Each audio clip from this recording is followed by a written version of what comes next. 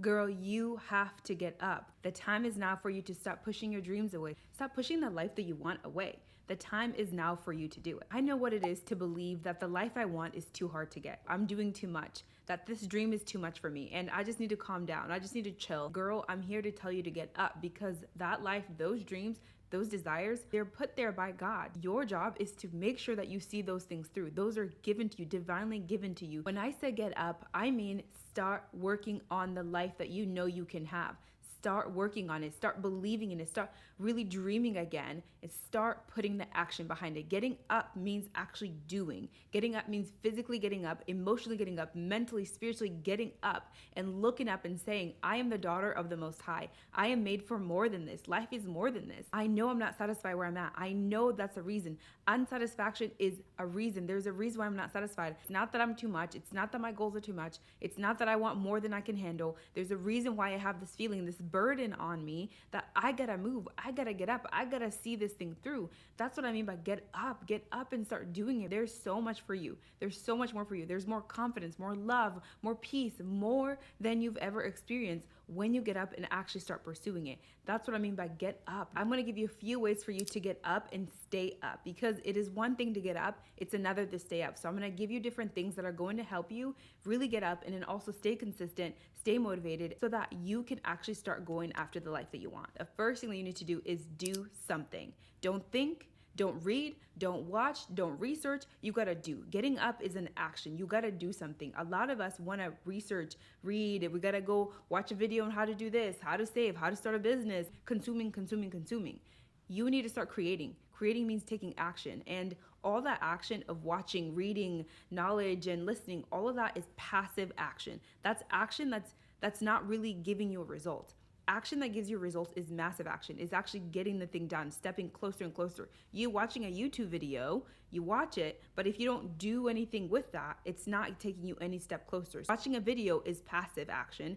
Actually taking the things that you learned in that video, actually going and doing them, that's massive action. With massive action, you either learn a lesson or you get the results. And those are the most important things that you need to do when you're getting up. You're learning lessons, you're getting results. A lot of us don't want to take action because we're so extreme about it. I'm only going to take action if it actually works. I'm only going to do something that is actually going to give me results. That's not the point of getting up. Getting up is moving towards a direction. It's not about getting exactly what you want right now. It's about moving and getting up and creating that momentum. So start taking massive action that actually does something. My example of this, I've been obese and overweight for a very long time. I've done so many different things to lose weight, and I realized that a lot of those times I spent more time watching people lose weight, watching how to lose weight, never actually did enough of the action. I was taking some. I was going to the gym consistently, eating well one day, not eating well the other. I was doing some massive action, but it wasn't the right amount because I was too busy taking most of my time in this passive action stage. When I started my weight loss journey this time around, I just did because I already knew all that knowledge, all those videos, all those books, all those podcasts. I already have that in the back of my mind. So what I gotta do now is just go and do it. When I say take massive action, that may sound like do a lot. Go to the gym 5 times a week, start drinking a gallon of water, or save $1,000 each week. Like, I'm not talking about that. You cannot expect yourself to get up and then start running. Maybe you gotta get up and limp a little bit. Maybe you're still crawling a little bit. For me, getting up was knowing that I needed to move my body. I knew that the only way to be healthy is that I had to move my body consistently on a consistent basis, and I wasn't doing that. So what I did, I had to take the simplest action that I can. And for me, it was walking at lunch for 10 to 20 minutes. Sometimes I would walk after work. If it rained during the day, I walk in the afternoon. 10 to 20 minutes. That's it. Because I started to feel better, my massive action was producing results. Did I shed some pounds? No, I did not. What I did is I felt better. Your massive action doesn't necessarily give you some kind of outcome, a number or a weight loss. It makes you feel better. Once I started to feel more confident because my body started to feel lighter, I started to feel better. It motivated me to keep going. What passive actions do you need to turn into massive action? What knowledge have you learned that you need to actually put into action? The famous saying goes, knowledge is power. But I truly do believe that knowledge plus action is power. Because you can have all this knowledge. You can learn a lot of things in a book. You can read a lot of stuff. You can watch a lot of stuff. But until you put what you've learned to action, nothing will come out of it. It's passive. It's stagnant. It stays there. But once you use it, you channel it through action and get results. And that's the power of confidence, the power of self-love, love, the power of healing, whatever that thing is that you're looking for, that's the power that you get when you turn passive action into massive action and you get the result that you want. The second thing about getting up is staying up. How do you stay up? So I got up, I'm taking massive action. I stopped talking about my goals and actually started doing them, and I'm slowly getting there. I'm crawling, I'm limping. So how do I stay up? Because as we both know, last time we did this, we got up, we started doing something, but then we got back down. So how do we stay up? We stay up by getting a lot of dopamine hits. And let me explain. We associate dopamine with pleasure, but I just recently learned that dopamine is motivation. Dopamine motivates you to get whatever it is that made you feel pleasure, that made you feel good. Dopamine is all about motivating you to survive, to feel pleasure, and to reproduce. That's what dopamine literally does. The reason why this really works for our goals is that when you're starting to take a massive action, you're going to start seeing results, or you're going to learn a lesson. Those results make you feel good. So you feel good and you get a dopamine hit. Your brain is going to be like, we like this. We like feeling like this. So your brain starts to motivate you to do that thing over and over again. How do you get these dopamine hits over and over again? What you do is you need to start recognizing the results that you're getting. You need to start recognizing how proud you are. A lot of us, what we do is, as you're taking massive action, you're doing stuff, but you're not recognizing it has results. You're not recognizing it has wins. You're not recognizing it has pleasure, has a good thing, because you're so focused on getting the big ultimate prize, you're forgetting about the daily results that you're getting. You have to focus on today. The only way to get a dopamine hit for today, to motivate you for tomorrow, is to focus on today. You can't live too far in the future where, oh, I got all the money, I got the house. That's great because we want to have a vision, but you got to come back to today. An example for this is getting out of debt. Getting out of debt has been such a big journey, and it's really hard. There's a lot of times where you don't feel like you're doing anything at all. All this money that you have to pay off. You were told to do the snowball effect, and the snowball effect is basically paying off your smallest debt first. You're paying it quicker, you're getting that dopamine hit, and that's motivating you to keep going. A lot of us are trying so hard for that big goal, we're forgetting about the small ones that we can win every single day. What you need to do is start appreciating the small things. We get excited about the $500 that you just paid off, and yes, you still have thousands and thousands of dollars to go, but you're so excited, and that motivates you and say, I can do this. If I can pay this off, I can pay off another and another. Snowballs, and you're getting that motivation. Your brain starts to associate your goals with pleasure. What are the things that you're accomplishing in your daily life? Did you wake up 5 minutes earlier? Did you drink an extra glass of water? Or did you say no to going out this time so you can save your money? Or did you set boundaries with your mom? Or did you actually get out of that relationship? Or did you actually put your foot down about certain things that are going on in your life? What are the little things that you're doing? You need to start seeing those as wins. And this is going to keep you up. Because you got up, now you gotta stay up, and dopamine is the best way to do that. The third thing is simplifying your goals. When you actually take an audit and you audit yourself and you just step back and be honest, you see that you have been doing too much. You have been doing the most, yet getting the least. And I know that all these goals are important. You have a lot of important goals. They're all important, but not all goals are priority. Something may be important, but it's not a priority. You have to decide what's priority for you right now. Everything and everyone cannot be a priority if you're gonna get up and stay up. A lot of us women, we prioritize everything. We think that we can do it all. We think we are Wonder Woman or something. Sadly, we are not. And when we actually know that truth and be okay with it, I need to focus on what I have capacity for right now. And you have to decide what that is. What is my focus right now? What is the priority right now? And the way to decide this, the way I decided this, is I say, what is the thing in my life that I am the most unhappy with about myself? Thing that I think about all the time that I wish I could change. And for me, that was my body. For me, that was losing weight. I just didn't feel good. That's the area that I said, this is priority. What is that area for you? You need to simplify that goal. You need to bring it down to one. We're just getting up. We're getting up and we want to stay up. Do not burden yourself. Do not overload yourself with so many goals that are going to crush you and you're going to get back down. Decide what is priority. And then if you have multiple, make a list and then number them, saying this is goal number 1. We're going to chip at this. And then once we are comfortable where we are, then we can move on to the next one. You do not want to do so many goals at the same time. You're going to burn out and you're not going to stay consistent. The next thing is be 1000% honest as to why you are doing this. Be honest with your why. Be honest with the reason why you're getting up, the reason why you want what you want. You have to be honest about why you want that goal. A lot of us, sometimes we're doing it for the wrong reasons, and not necessarily for the wrong reasons, just the reasons that aren't true for us. For me, I realized one of the things that was blocking me is that I didn't want to believe that I wanted to lose weight so I can look good. Like, I just thought that was so shallow and vain of me. And once I came to terms with that, I literally prayed and journaled about it. I was like, God, I want to look good. I want to look good. I want to feel good. I want to wear cute clothes. I don't want to hate the way I look. I want to look good. And I felt, a part of me was like, oh, this is just, it's all vain. It's all for vanity, like blah, blah, blah. I was like, yes, it is. 100% it is. It is. And yes, there's added benefits. I feel good. I'm less bloated. But all of that is so that I can look good. I can feel good. I can wear my clothes comfortably. I had to be honest about that. I had to be so honest about that. I couldn't lie.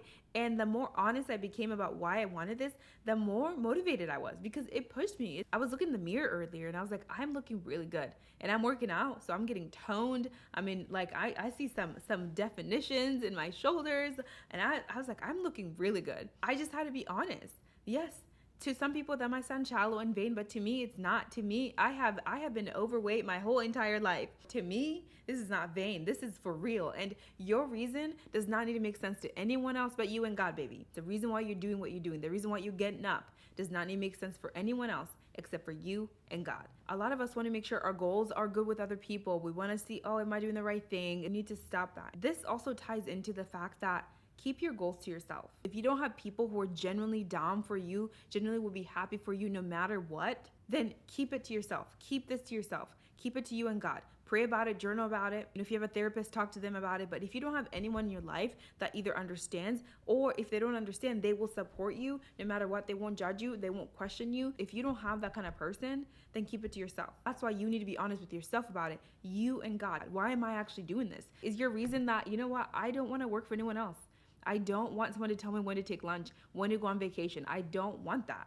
If that is your true reason, then be honest about that. Maybe your goal is to move out of your parents' house and your reason is, it may be free, but it's costing me my peace and I gotta go. You have to be honest. When you lie about what you're doing something, your brain knows you're lying. You know you're lying. Your brain knows. Your brain's gonna be like, why are we doing this anyways? There's not gonna be motivation. But when you truly move towards your authentic reason, your authentic why and purpose for doing what you're doing, it's going to be motivating. The next thing you need to do, and this is so important, is to learn to emotionally regulate. Really learn how to feel your feelings and be in full control and have full autonomy of your feelings, and not let life and the other circumstances around you dictate how you feel, how you're going to react emotionally. Girl, you cannot expect to have lasting results, live the life that you want, be the woman that you're meant to be, and not feel a feeling or only feel certain feelings. And life doesn't stop when you're working on your goals. Life doesn't change with you. People stay the same. Things stay the same. You are moving forward, but things are staying the same.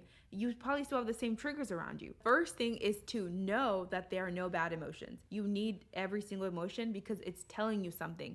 There's a reason why you're feeling that. There's a reason why that vibration is happening. There's a reason why your body is doing that. Second step is something that I learned in therapy, and if you're in therapy, you probably know what this is that you gotta name it to tame it. Name the emotion in order for you to regulate it or tame it. For me, I use a feelings chart, and when I'm feeling overwhelmed, especially when a lot is going on, I usually don't have time to know what's happening emotionally. I pull up a feelings chart. I have one on my phone saved, and I pull it up and I just look at the chart and kind of get a sense of what am I feeling right now. Sometimes I think it's one thing, it's actually the other. Sometimes I think I'm mad, I'm actually just sad, because certain emotions mask within the other. You have to know what emotions you're feeling in order to know how to process it, how to really release it so you can move forward from it. The most important is you have to feel it. Emotions manifest in us physically. They're a vibration, a sensation in our body. What do I do when I feel this certain emotion? Do I pace, eat when I feel this emotion? Do I rub my hands? What physical actions